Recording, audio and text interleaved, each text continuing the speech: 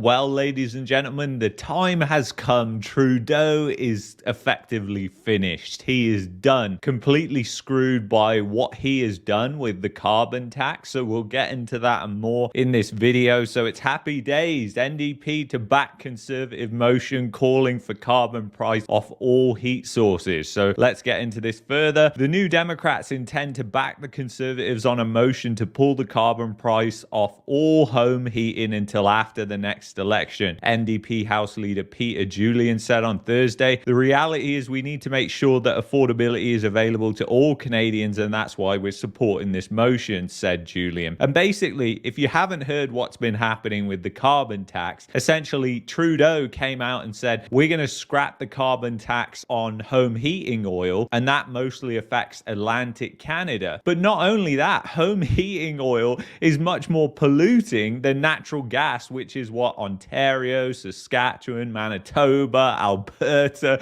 BC mostly use. So you're penalizing the people who are using more green energy sources. So it literally shows how the carbon tax is nothing but a political weapon. Why don't we let Canadians decide? Why doesn't the Prime Minister pause the tax across the country until Canadians go to the polls so we can have a carbon tax election and Canadians can choose his plan to quadruple the tax or my plan to axe the tax?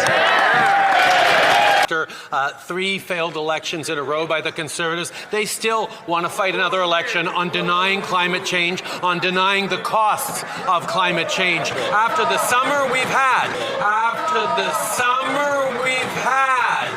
they continue to say no plan against climate change is what's good for Canadians, good for our economy, good for businesses. They are wrong, and Canadians are going to show them that once again.